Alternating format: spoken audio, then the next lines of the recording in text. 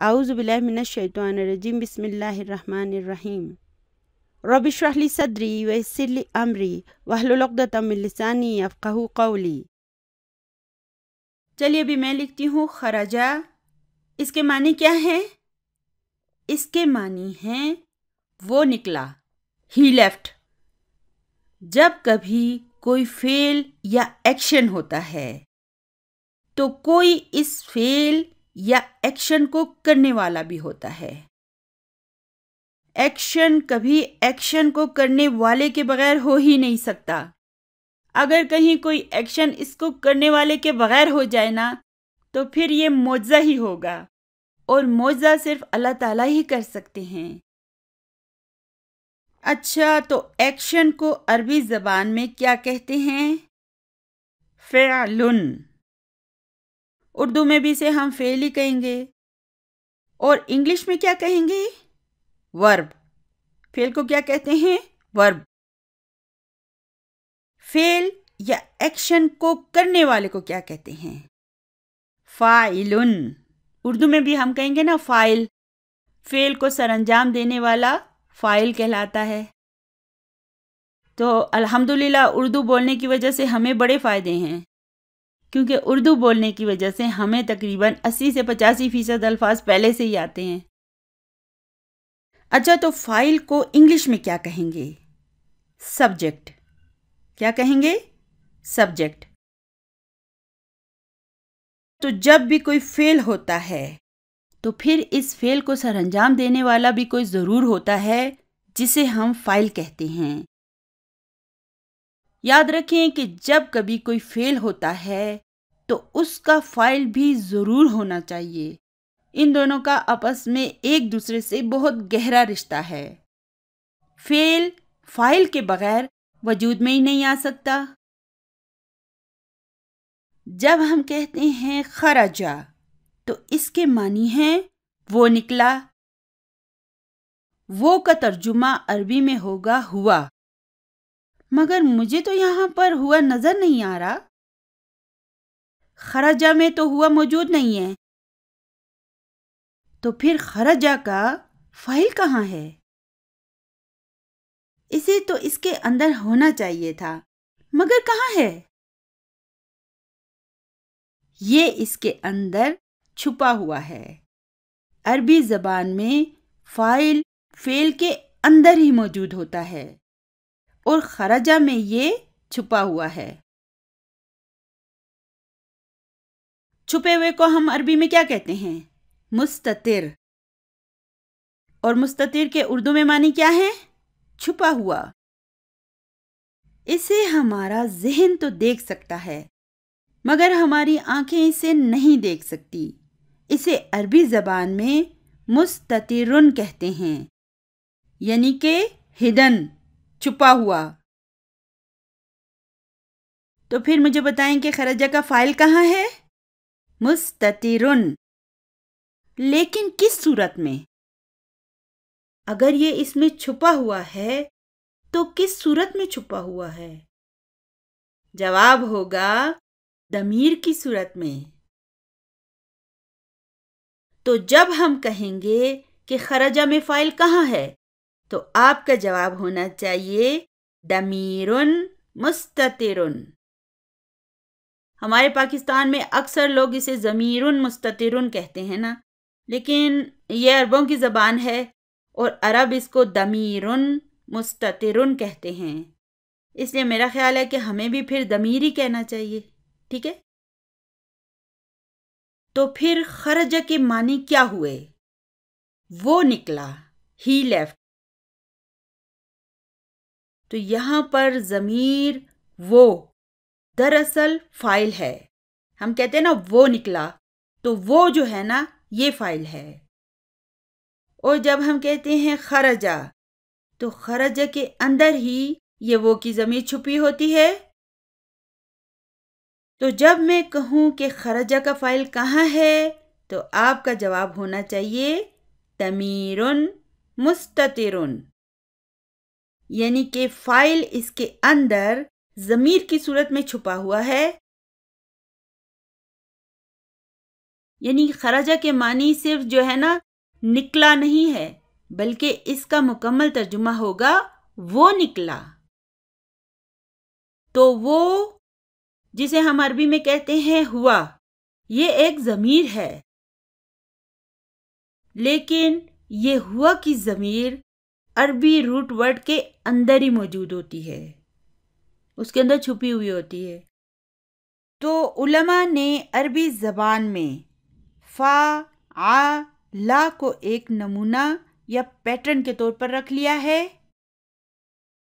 तो चलिए अब मैं लिखती हूँ फ़ाला। तो फ़ाला के मानी क्या हैं? यानी उसने कोई फ़ेल सर अंजाम दिया। तो फ़ाला का पहला हर्फ क्या है? फ़ा, दूसरा आइन और तीसरा लाम। तो चूंकि हम फ़ाला को एक पैटर्न के तौर पर इस्तेमाल कर रहे हैं, इसलिए 3 हुरूफ पर मुश्तमिल सारे अफ़आल के पहले हर्फ को हम फ़ा कलिमा कहेंगे। क्यों? क्योंकि फ़ाला जो कि एक पैटर्न है, उसका पहला हर्फ फ़ा है। फिर तमाम अफ़आल के दूसरे हर्फ को हम ऐन कलिमा कहेंगे, ख्वाह वो कुछ भी हो, बा हो, ता हो, कुछ भी हो, हम उसे ऐन कलिमा कहेंगे। और क्यों कहेंगे? क्योंकि फ़ाला का दूसरा हर्फ आइन है। फिर तमाम अफ़आल के तीसरे हर्फ को हम लाम कलिमा कहेंगे, क्योंकि फ़ाला का तीसरा हर्फ लाम है। जबकि इंग्लिश में हम 3 हुरूफ पर मुश्तमिल फ़ेल के पहले हर्फ को फर्स्ट रेडिकल, दूसरे हर्फ को सेकंड रेडिकल और तीसरे हर्फ को हम थर्ड रेडिकल कहेंगे। तो चलिए अभी मैं फ़ाला के नीचे लिखती हूँ खराजा। तो खराजा का ये पहला हर्फ खा जो है, इसे मैं फ़ा कलिमा कहूँगी, क्योंकि फ़ाला का पहला हर्फ फ़ा है। इसी तरह इसके दूसरे हर्फ रा को मैं ऐन कलिमा कहूँगी, क्योंकि फ़ाला का दूसरा हर्फ ऐन है। और इसके तीसरे हर्फ जा को मैं लाम कलिमा कहूँगी। इसकी भी वजह यही है कि फ़ाला का तीसरा हर्फ लाम है। ठीक है, तो खराजा के मानी क्या होंगे? वो निकला। तो चलिए अभी इसके नीचे मैं लिखती हूँ ज़हबा। तो इसके पहले हर्फ ज़ को मैं क्या कहूँगी? फ़ा कलिमा। दूसरे हर्फ हा को मैं क्या कहूँगी? ऐन कलिमा। और तीसरे हर्फ बा को लाम कलिमा। ठीक है, इंग्लिश में हम ज़ा को कहेंगे फर्स्ट रेडिकल, हा को कहेंगे सेकंड रेडिकल और बा को थर्ड रेडिकल। तो इसके मानी हैं वो गया। चलिए अब मैं इसके नीचे लिखती हूँ जलसा, जलसा।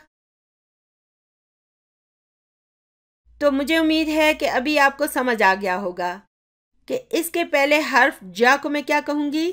फ़ा कलिमा। और दूसरे हर्फ ला को ऐन कलिमा और तीसरे हर्फ सा को लाम कलिमा। जी हाँ, लाम कलिमा। और जलसा के मानी क्या हैं? वो बैठा। चलिए अभी मैं लिखती हूँ रजा,